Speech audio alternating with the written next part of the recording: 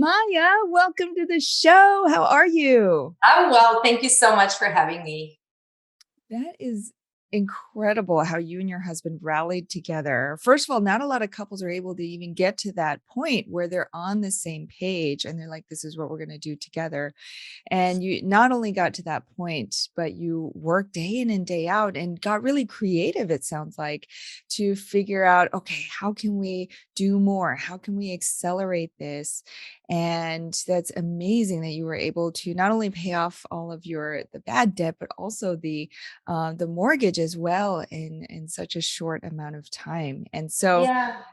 I was just going to say, I think this is one thing that I think helped me and my husband grow strong as a couple. yes.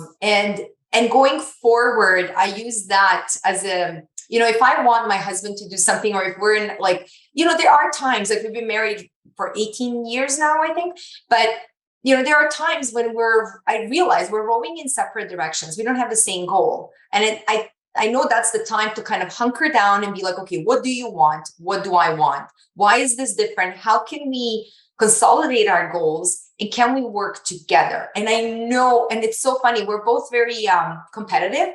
So if we put a goal out there, and it's like, if we know this is our goal, we work so hard together.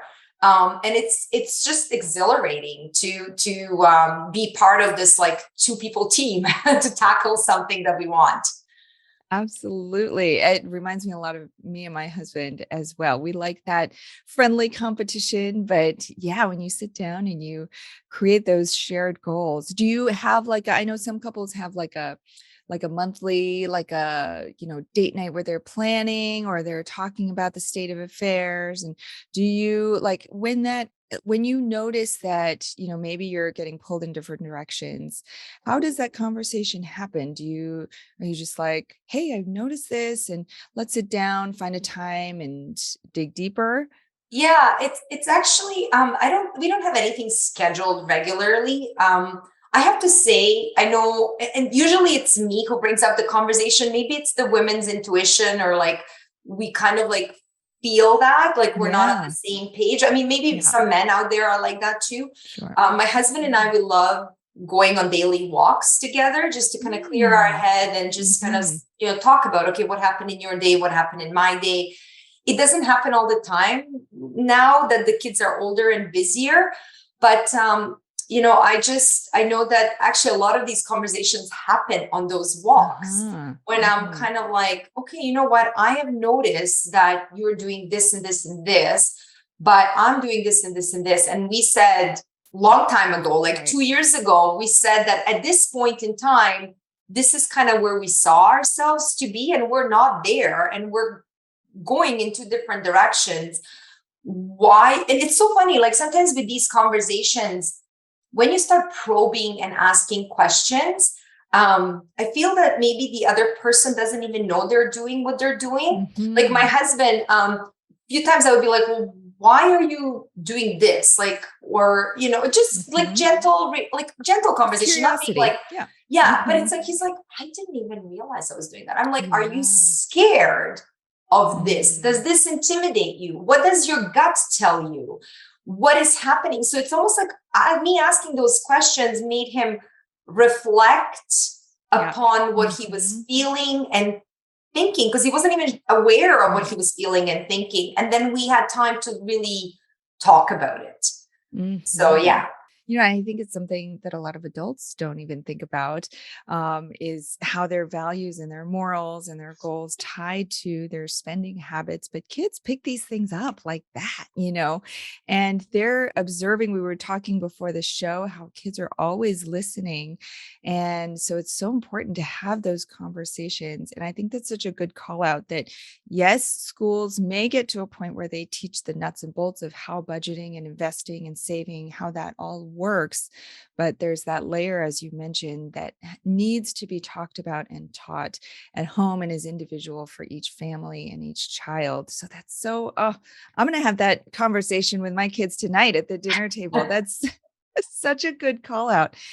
And so tell us, you started this path a while back. So now tell us, these days, what does your business look like? How are you, are you working with children and families and schools? And what are you seeing out there? Yes, so I mean, it's really evolved a lot over the years. I mean, I've been doing this for over a decade. So originally, it really started like I built this curriculum, and it was very extensive curriculum because, as you know, I mean, financial literacy is a huge field. So, we teach all sorts of stuff. And so I built curriculum for younger grades and older grades. And I started going into schools and teaching kids as young as kindergartens all the way up to grade 12, different financial literacy topics.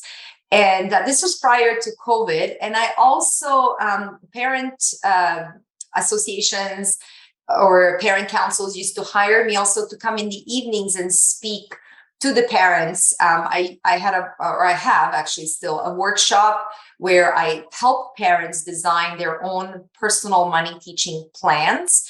And I have a workbook that I bring along. And so I used to do all this in person, which was a lot of fun. It was kind of hard on my family because sometimes I would travel. But it was a lot of fun because I love that in-person learning or teaching because I can really feel the energy in the room and like Mhm. really make sure I understand, like my audience understands what it is that I'm teaching. And then after that, the COVID happened, obviously. So that changed everything, like for many businesses. So it really forced me to go more online. And so because of COVID, I ended up having this pretty strong social media presence on Instagram. So I provide a lot of free tips and information on Instagram. I go by teach.kids.money. There are a lot of impersonators out there, so just make sure if you follow the right account. So it's teach.kids.money. But every day I try to post a useful tip for something that can help parents, take the financial literacy one step further with their kids. And then a lot of these workshops that I used to do in person, now I actually do online. So I actually have Millionaire Mindset workshops for children as well as for teens, and I teach those periodically throughout the year. And then the big thing that I actually just started doing about a year and a half ago, I started my Wealthy Kids Investment Club. And the reason for that was because I actually realized that a lot of people are extremely intimidated by investing in stock market, and they shouldn't be because they are, ways to invest into stock market that are easy and safe, especially for somebody who's a long-term investor, which most of us generally are. A lot of times people think of investing as scary because there are different kinds of there's different kinds of investing. There are day traders.